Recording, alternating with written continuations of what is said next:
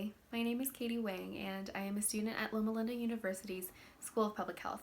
I'm in the Masters of Public Health and Nutrition program with the Coordinated Dietetic Internship, and I have the goal of becoming a registered dietitian at the completion of my program. So today I wanted to talk a little bit about myself and then talk about why I would be a good candidate for my public health practicum, and then to describe a time I experienced conflict and how I resolved it.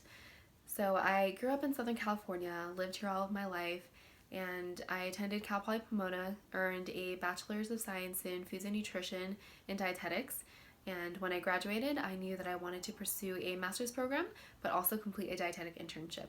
Loma Linda University offered both opportunities, so I moved to Loma Linda to begin my program, and now I'm excited to begin my public health practicum. I wanted to talk about some qualities that I believe I bring to the table that make me a good candidate for my public health practicum. I am a diligent and quick learner. I am flexible and adaptable, which I believe that are essential skills for the public health workforce.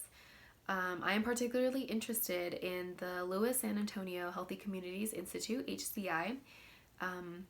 I know that the focus at HCI is to educate high schoolers on nutrition and fitness topics, and I think that's essential in developing healthy skills at an early age and to foster healthy habits for a new generation. I also appreciate HCI's focus from shift of focus from treatment to prevention.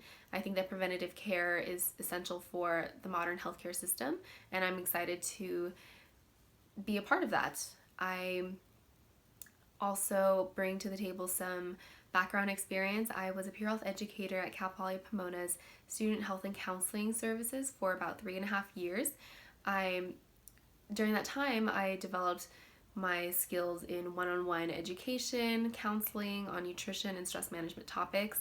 It really solidified my desire to work with people closely in changing their habits and developing healthier habits. I am very committed to helping underserved populations, and I know that the Inland Empire especially has a lot of areas to address in terms of community wellness. I also wanted to talk about a time I experienced conflict. I am actually a volunteer for a diabetes prevention program, and in that program we have a couple of participants, and we do one-on-one sessions to follow up with their nutrition and fitness goals as the year progresses. And I was paired with a very difficult participant, and he was very unhappy with the program, and he expressed his frustrations very blatantly. And during our sessions, that basically took the entire time, and I started getting frustrated, wondering how I would deal with such a difficult participant, how I would handle this conflict, because it seemed that he didn't want to be there.